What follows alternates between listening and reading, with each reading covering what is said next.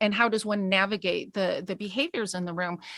So studied anthropology, sociology, psychology, and actually one of my most influential courses was in family therapy, right? Because they're dealing with family dynamics.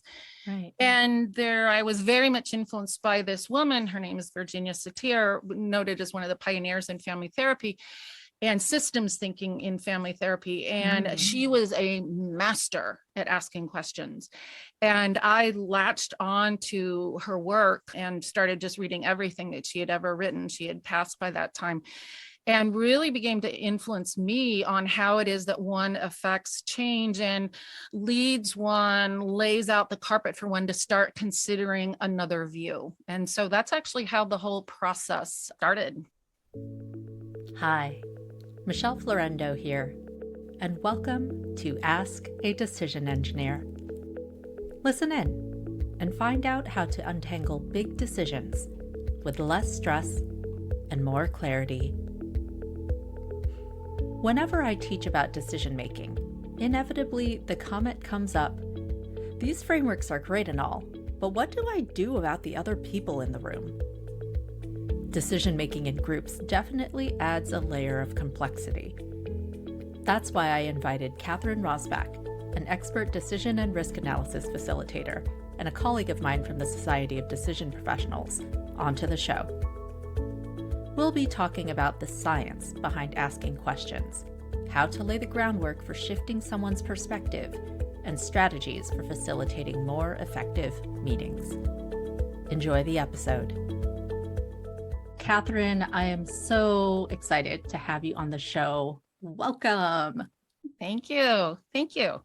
Oh, I'm just so appreciative that you're here because, again, the show's called Ask a Decision Engineer. I get a lot of questions about decision making, and inevitably I get questions about, okay, but how do I get the other people I work with on board?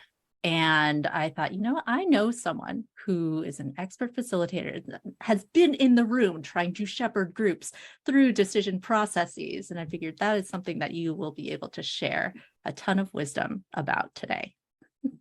Have a bit of experience with that. Yes. Yes. And so why don't we go ahead and start there? Why don't you share just a bit with the listeners about how you came to do some of the work that you do now? Yeah. I remember one time I was giving a talk. It was for people graduating and career coaching. And I remember telling this group of young engineers, I'm about to tell you my career. And in retrospect, it's going to sound like it was very nicely planned. But if I told you what was going forward, it would have seen this hodgepodge of stuff kind of coming together.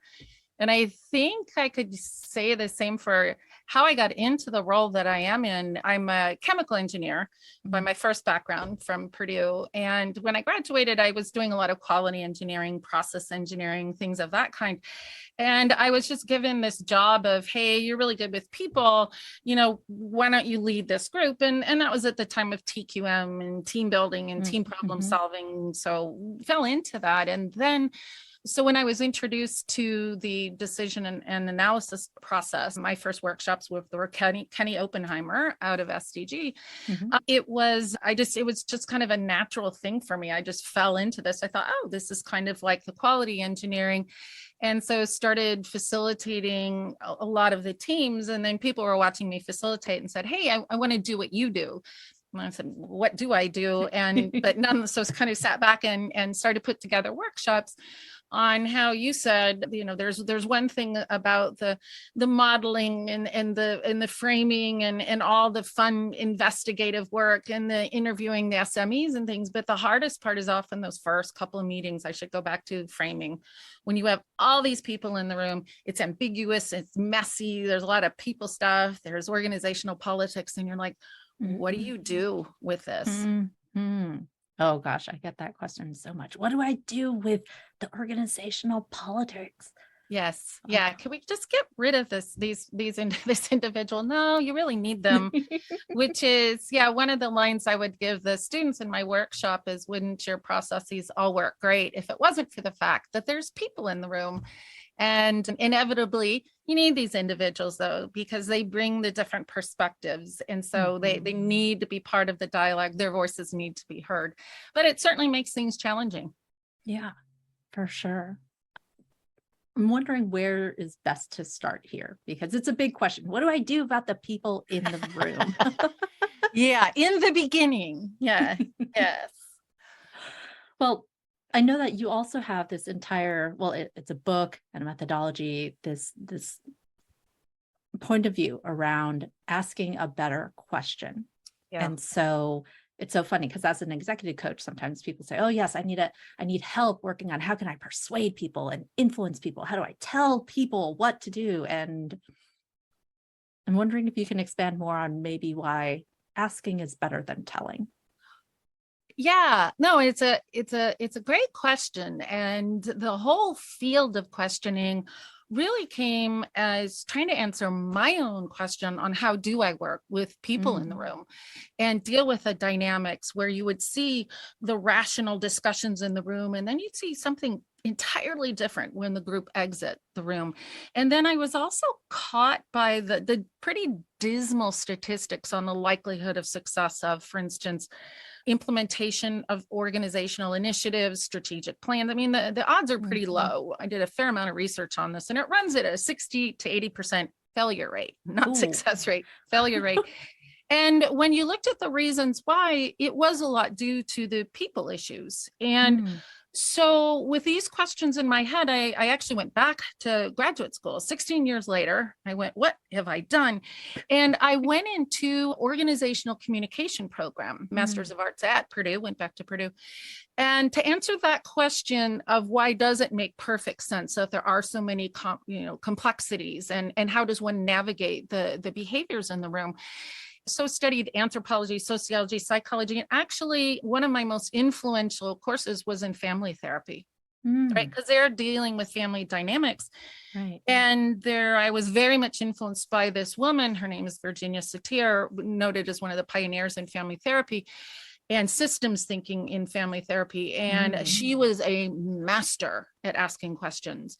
And I latched on to her work and started just reading everything that she had ever written. She had passed by that time, and really began to influence me on how it is that one affects change and leads one, lays out the carpet for one to start considering another view. And so that's actually how the whole process started, and how I fell into this whole asking realm. I was asking a lot of questions, but this put structure to it. This put the science behind it. And this really put a rigor behind it that then I started to incorporate in my work. Right. Oh, that's so interesting that some of this is grounded in family therapy, because that is definitely an environment where there are people in proximity who have to work together in some shape or form, who may have differing views. Yes. Yeah. I remember that distinct moment when I picked the book. This is when I was dating myself, still shopping for books in a bookstore. And I remember it was that question of, wow, who knows about group dynamics? Because I'd read a lot of the pop management stuff, and anybody who's been to my workshop knows that in the facilitation, the first thing I say is, all this nonsense about writing ground rules to change behaviors, that's worthless. It doesn't reshape people's behaviors. And so I was trying to get into something deeper, and again, that had the rigor behind it. And I remember thinking, who does this kind of work? And go, well, family therapists. And I walked back into the book section of that area and pulled the book. And I still have the one that I pulled 25 plus years ago. And that really started the looking and researching into this whole area of how one navigates these complexities in a very robust way, not just saying we all need to be kinder, nicer, sing kumbaya, just do these kind of things and it will go away. That the issues are they are very complex, and they need a skill set and a way to navigate them. Right. Okay. So you were talking about how one can lay the groundwork or the carpet out to start changing someone's perspective. And so what are the steps involved in even just getting started? Right. No, it's, this is, I'll share with you, it's some other work that was done. I'm a prolific reader, and I like to sit in a mess of everything but pop management books. Mhm. Like I said, negotiation, family therapy, just all sorts. It's a fabulous book. It's called Chimpanzee Politics. And so for any of your listeners wanting to read a book, I read an article that says, if you want to learn about leadership, don't read leadership books. And one of them that was listed was called Chimpanzee Politics. And it's absolutely fascinating, because it has you, how do you work in this? And the chimpanzee politics actually gets to some of it. You start to look at the system, first of all. Too often we like to say, that person is an issue, or that one's difficult. Well, you've now separated that individual from the systems in which they operate, and already you're going to be getting into troubled waters. So I would say that's one of the first thing. It's not my job to move in and to change people. I'm not a therapist, so it's not my job to go in and make them kinder, better, sweeter. It's to recognize the system that's in place. So I would say that's the first thing, is when you walk in, to what extent are you, diving and focusing on this person, which for me, and perhaps in your own work, we're coming in from the outside. I don't know these individuals. I don't have a history with them. And that affords me to not go down a path of already starting to pigeonhole them in a certain way. So that would be one of the first things. The second thing I would say is, it's a great quote. It's from a book called The Tao of Leadership, written by John Heider. This is another one of my gospel statements. He wrote, facilitate what is happening, not what you think ought to be happening. And so I think that's another piece that often when we walk in with our processes, whatever they might be they in the decision sciences world, problem solving world, we've been trained or taught, and we say, okay, we got to go through these, 6-7 steps, and we're going to start here. Well, they aren't there. And to say, well, just follow my process or just do this, is already putting me in a little bit of an antagonistic place with those individuals. And that's why let's start where they're at. Why are they even here? What are their issues? And if someone really doesn't want to be there, I'm like, hey, tell me why it makes perfect sense you don't want to be here. Which really gets to one of the first steps, is validating people's initial positions. When I'm dealing with complex situations, we jump pretty quickly in to try to change them. Here, this is the way you should see it. And which actually gets to a bit of the science of asking is better than telling, is that asking doesn't have the effect of being inflammatory to the brain's emotional systems. If I ask, oh, how did you come about that? Or what was your thinking behind that? That's much different than if I say, well, why did you do that? Right. And probably we've all heard that, and we're sitting up a little straighter and go, well, because, and it's game on. So when you are talking with someone and they say, well, I think this is a waste of time. Okay, tell me some more about that. What is it that leads you to that? How have you come to that? Where have you seen that in the past? Not only am I getting great information to find out that person's prior knowledge or past experience and why it makes perfect sense that they see it that way, but it also has the effect of emotionally calming that situation. I'm not saying, no, you should see it my way, because, again, that's another game on situation.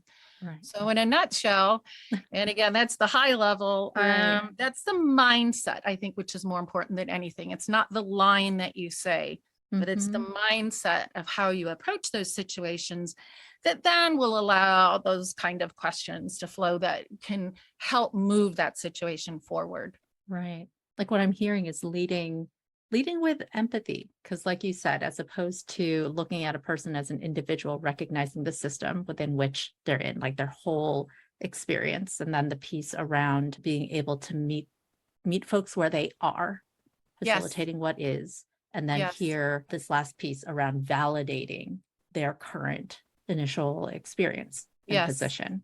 And then from that lens of understanding and empathy, then where do people go? Well, and then there goes, no, it's a good question, because step 2 with that then is, once you have that understanding of, okay, that's where they're coming from, that's what makes perfect sense. The next step is it's a step that you really start to understand the underlying thinking. Often what you hear from people, I call it's the top of the mountain peak. I use this analogy all the time with geologists because they really get it, because it's their life is, you see the top of the mountain, but what we're really interested in are the tectonic plates and the forces that create that peak.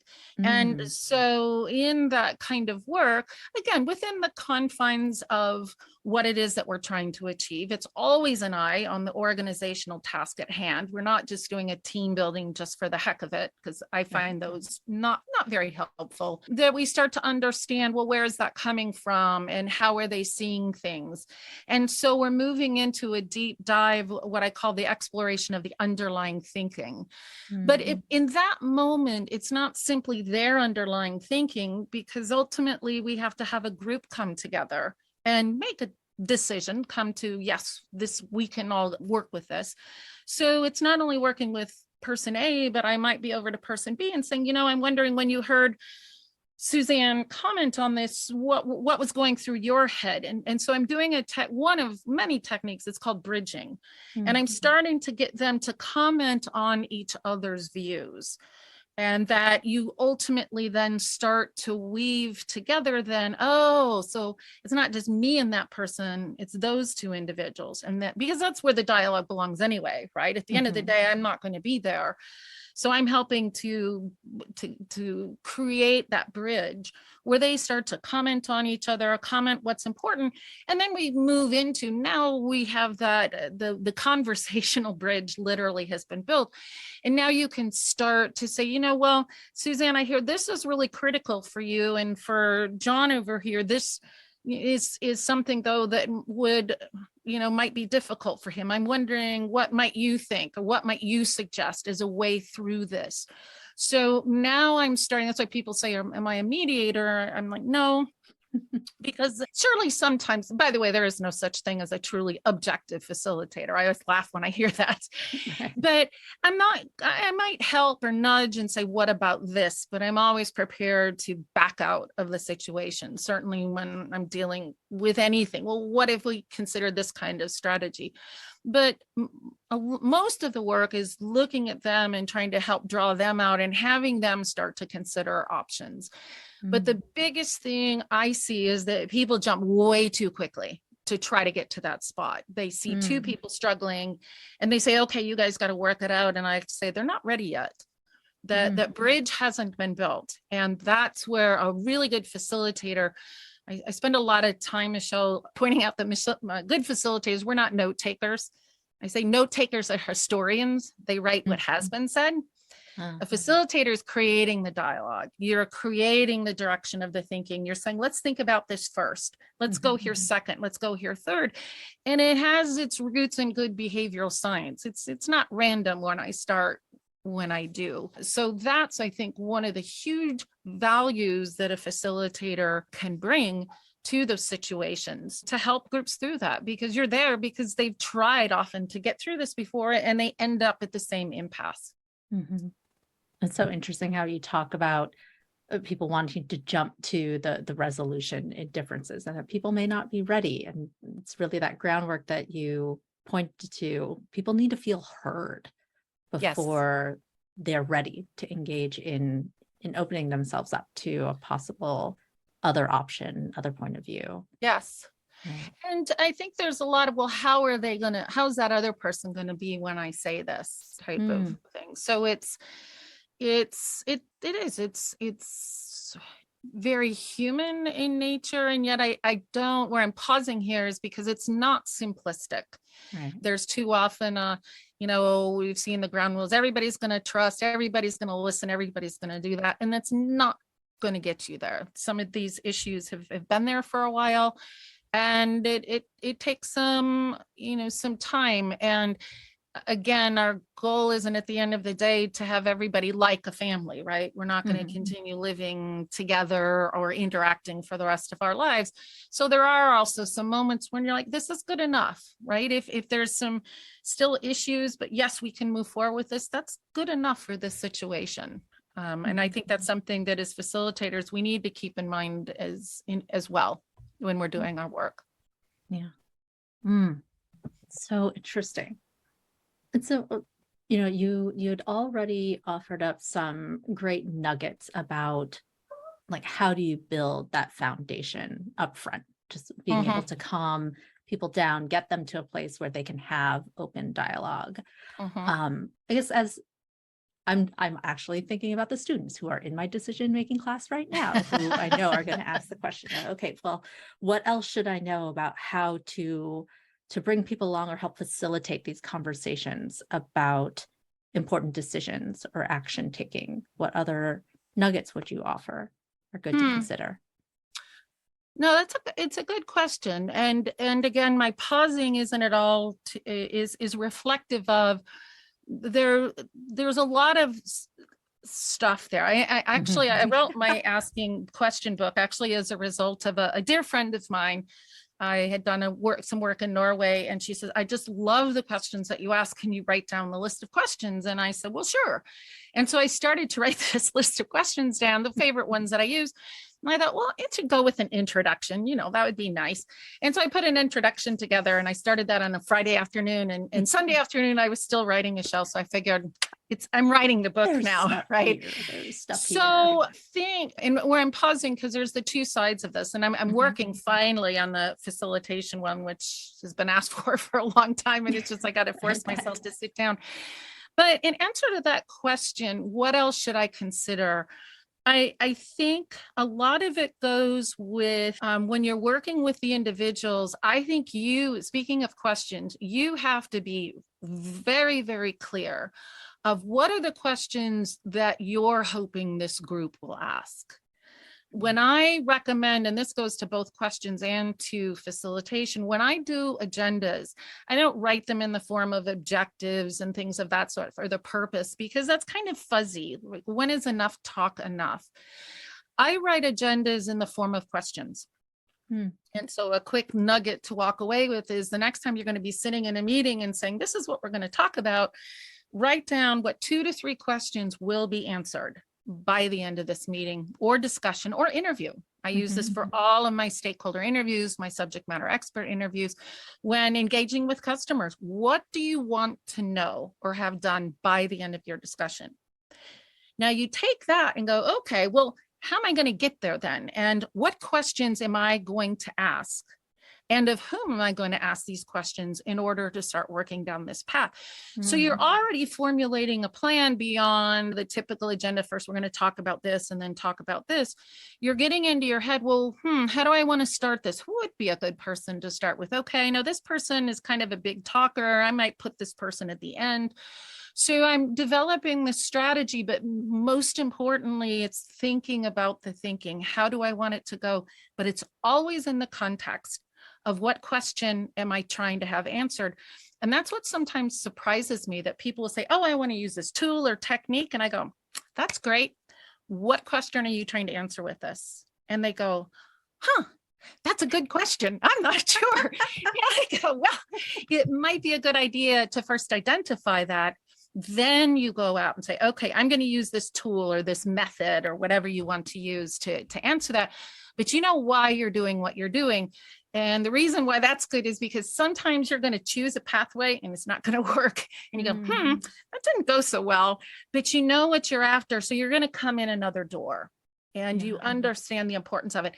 And that's what I find sometimes is missing. We jump into, okay, I've learned this process or technique, so I'm just going to dive into step 1. I like to go, why? What if you skipped step 1? What if you went to step 2? So what? So it gets you more comfortable with where you hope to go. And I think then, therefore, as the group moves in and out of your plan, because it always does, I call agendas our best guess of what we think is going to happen. And I always say, if it's a full workshop, by hour 2, it's changed, because I don't know what people are going to say. But I have a better feel for how I'm going to navigate those bumps along the way, which I think is sometimes what, again, going back to your first question about people, is sometimes what causes hiccups with people. They get something they weren't expecting, and it's like, oh no, what do I do now? You're fine. You know where you're going to go. You'll get back to that point. This is a bit of a derailer. they honor it. Oh, we'll get back to that is a good way of telling somebody I don't want to hear from you. And you might have just lost, a voice in the room. They just quit participating. Mm-hmm.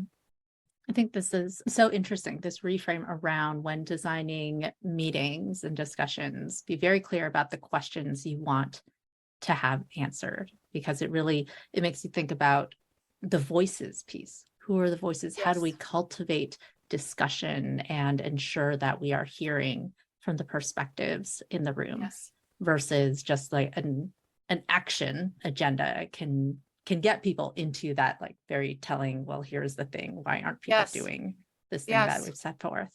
Yes. And I think too, it leads to these, well, we got through all the items, and you've probably heard this, no decision was ever made. Mm-hmm. A friend of mine a long time ago pointed out meetings are the most expensive form of communication. Mm-hmm. Text is cheap, right? Doesn't take us that long. When you put everyone in the room and their salaries and the time that it takes, we could take that same meeting, and if we had everyone read it, we'd be done very quickly. But the value and why we choose that is those meetings are so rich, right? Mm-hmm. We found out during COVID how, even in our forum right here, we're missing out on a lot of the clues and the signals that, by the way, if I'm in a very complex, messy room or meeting, I am so glad to have everyone present there, because there's so much information that I was very aware during COVID. I felt mm-hmm. like it was anorexic in terms of the medium. But when you are all together in the room, it is one of the most expensive forms of communication. And you really owe it by the end of that hour or 2 hours or whatever to have answered those questions. Now, having said that, sometimes, certainly there are times when there is, wow, this is much more complex than we thought. We need different people in the room. Hey, how would it be if we continued this on next week? Well, that's a more informed, deliberate choice rather than, time's up. Thanks everybody for the hour. And we all walk out going, what just happened to us? Mm-hmm. You touch on an important point there about how meetings are the most expensive form of communication. And another question that I get, especially around group decision making, is how do you think about who is the appropriate group of people to have? Super. Yeah, that's where actually questions come in helpful for that as well. And I too hear that a lot. And sometimes I'm facilitating meetings and I want to go, why are you here? Because my mantra for meetings is you want everyone you need and not one person more.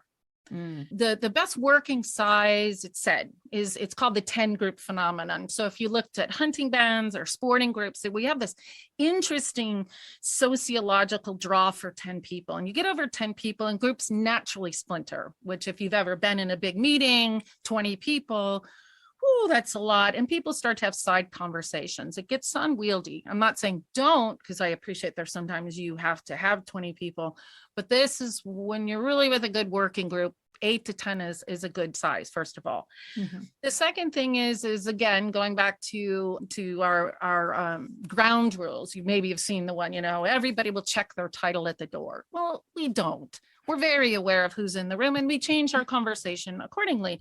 And so I'm very aware that if this is trying to get to the root of something, and perhaps we have a higher up or +2, let's say, that +2 meaning 2 higher, that can change, that's going to change the dialogue in the room. Now, there are techniques I can use to help mitigate that, but it's present. And so there have been times, that just happened recently, where I said, hey, we need you to kick this off. Without a doubt, you're setting the tone of this. This has absolutely got to be heard from you. And I'm wondering, are you okay then coming in at the end of the day where we sit down and say, this is what we covered? And they're like, sure, great idea.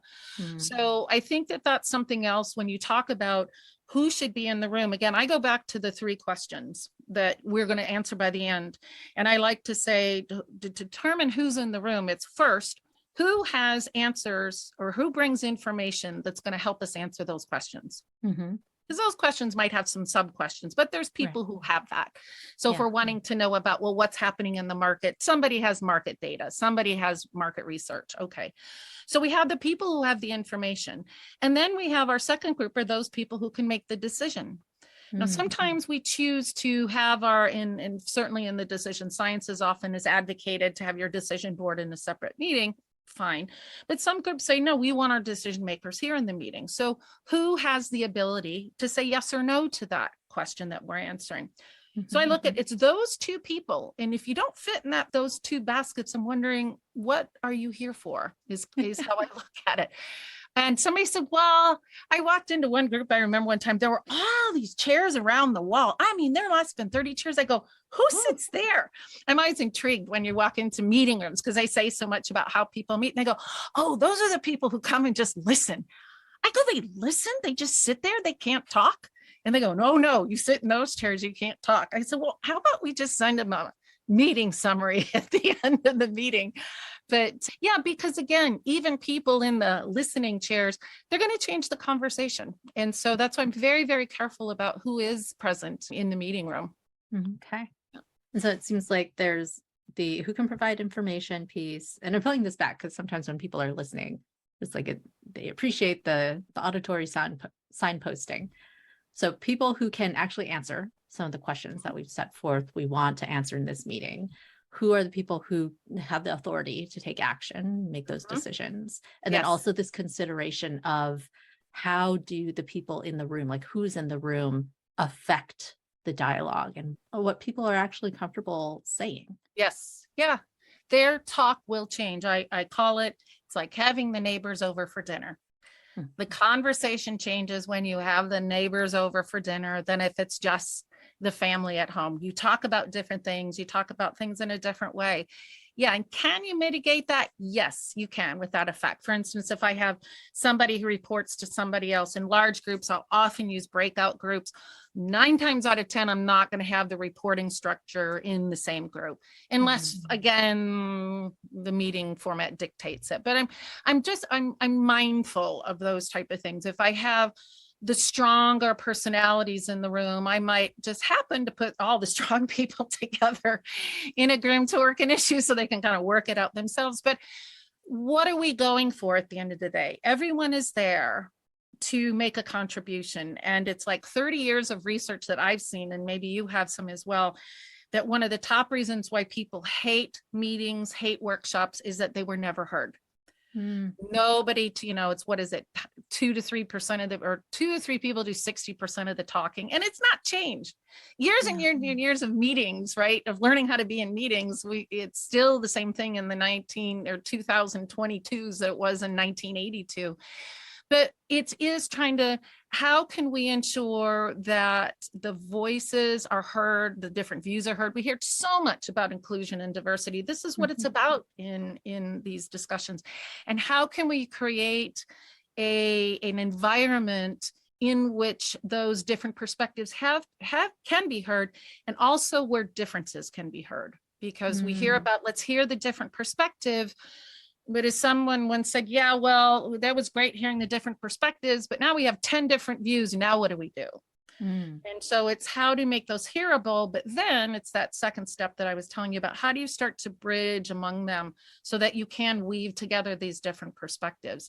And I think not only is it great for meetings, but I look at this is the challenge for when we say inclusion and diversity in our meetings, of being able to achieve this. Because just tossing a bunch of people in a meeting room isn't going to get you there by itself. Right. And you've offered so many gems on how can people think more intentionally about how they're designing these spaces, but laying the foundation for people to feel comfortable and for them to share. And then also this piece of validating their positions and what they're hearing and starting to bridge. And so I can already hear my students asking the question, okay, then what? Like, we've done this divergent process of hearing from people, being very inclusive, soliciting these different perspectives.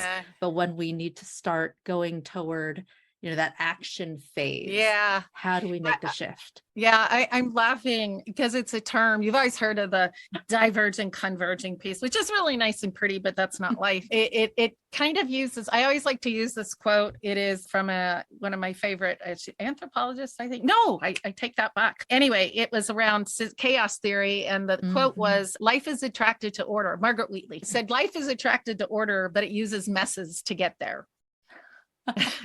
And I love that because, okay, we're going to dive and converge and it's all going to diverge, converge. It's all going to be great. A while ago, I read this quote. It was called they labeled the place in between the groan zone.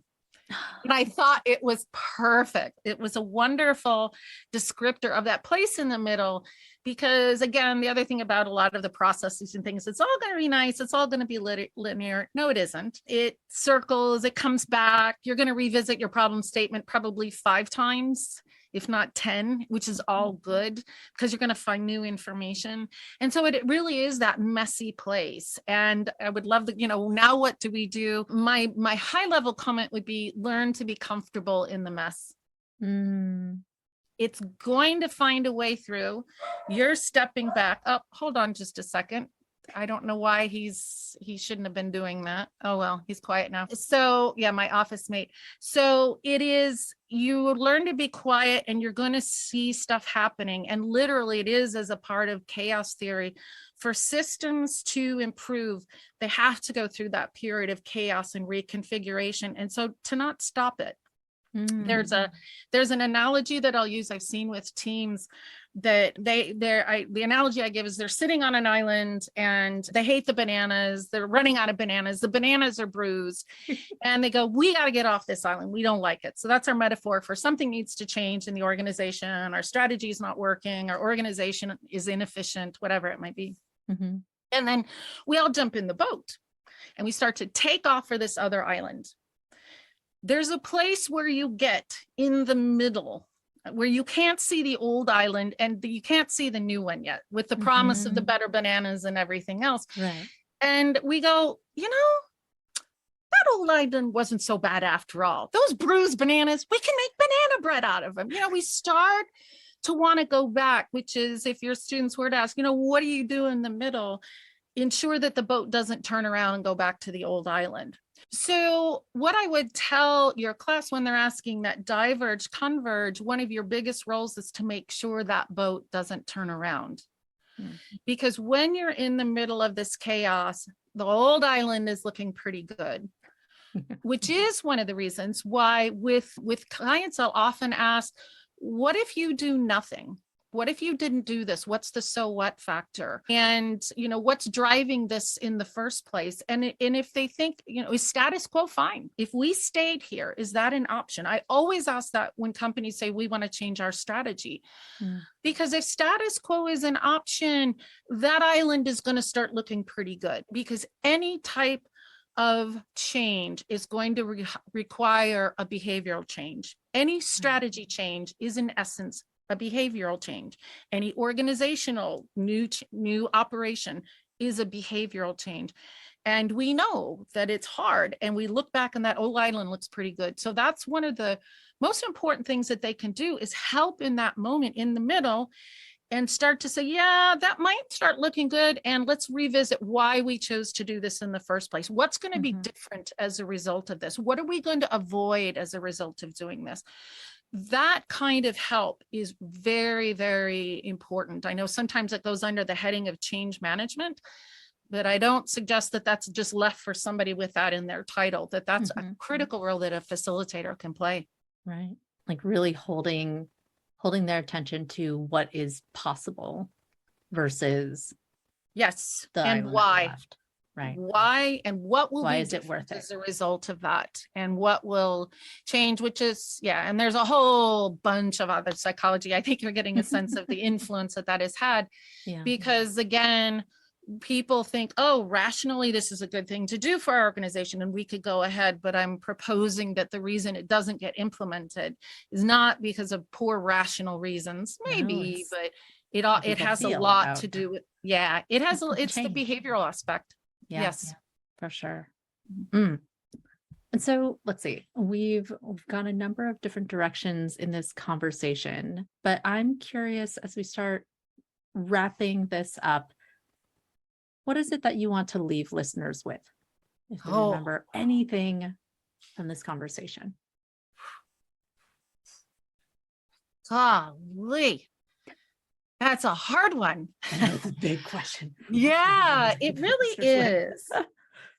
I would say, given what we covered today, I think I'll go back to that quote of facilitate, because we talked a lot about that with groups and dealing with groups and touched on, yes, there are good questions that you can ask, and there's a way to start asking questions, and there's more information out there. But if I were to leave them with two things, one would be to facilitate what is happening, not what they think ought to be happening. Because I think it puts them in the room. And when you're in the room, you're seeing the faces, you see what's happening, your other stuff. It'll come, but you can adopt that to where people are right now. Right? People at the end of the day, they don't care about your process. They really don't.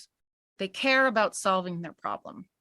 And so by being present with them, I am so much better about, maybe I need to do this and do this, because I'm getting my signals where they're at and I move with that. I'm not saying I give up the goal, but I'm saying I move where they are at. Yeah. So that would be my first thing. And I think the second thing that a lot of people have told me really helps is my question that I use a lot is, why does it make perfect sense? Why does it make perfect sense they're doing this? Why do they make perfect sense they don't want to go ahead with this? Because it has you move into being that detective and understanding the drivers, the knowledge, the experience, and so you validate their view. But secondly, it's giving you an awful lot of insight into, given this, now I might be more successful if I come in this store than in this store. So it's a very powerful question, gives you a lot of information and moves you away from labeling people, which I know we like to do the various Myers-Briggs and colors and things like that, which are all very helpful, but sometimes we label too much, and labeling gets us stuck with individuals rather than giving us a path forward, if that makes sense. So those would be my two things. Yeah. I love it. The fact that it's so centered on recognizing the humans in the room, where they're at right now, what they're feeling, and being able to, like you said, do the detective work of why their worldview makes sense. Because it's only once we understand and acknowledge and validate their worldview that we can then work together to all move in the same direction. Yeah, it's loads of information. I always say, if you had why it makes perfect sense for everybody in the room, and what's their drivers and what's their motivators, it'd be so much easier. I look at good facilitation, it's kind of like good detective work. There's a lot to find out there, and your assumptions are so wrong. That's the other thing. This is what I love about my work, is I've been humbled so many times, but it's very rewarding work, without a doubt. Very rewarding. Awesome. Well, thank you so much for spending some time sharing your wisdom with my listeners. Where is it that they can find you online, and where can they learn more? Yeah, it's katherinerosback.com. And then my book that I have out, it's on Amazon. Asking is Better Than Telling is on Amazon, but I also put it on my website. But yeah, I really appreciate the opportunity to share this, and very much so because I feel like I've spent a good 30 years trying to frame what strong facilitation is really about. And I think that your questions did an excellent job of really getting down to the nugget of why this is such a valuable skill set for organizations to have, given the challenges that they're working on, the incredible challenges that they're facing, and that this skill set is so much more than just, hey, someone to take notes and print out an agenda, but to really help marshal this group of individuals who have different drivers, different concerns, different motivations, and yet somehow we're all supposed to come collectively together and determine some outcome that we can all agree to. So great questions. Thank you. Really enjoyed it, Michelle. Thank you. All right. Thank you so much for listening to this episode. If you heard something today that you found helpful, please share this episode or write a review. Also, if you're interested in more resources on how to make decisions with less stress and more clarity, like my quick start guide for untangling big decisions or the decision-making courses I teach, check out the show notes or go to askadecisionengineer.com to sign up for the mailing list. Be sure to check out the other episodes this season. Next week, I'll be in conversation with April Rinn, author of the book Flux. We'll be talking about how people tend to relate to uncertainty and how adopting a flux mindset can enable you to navigate a rapidly changing world with less stress and more grace. Again, this is Michelle Florendo from Ask a Decision Engineer. Thanks for listening, and I'll see you in the next episode.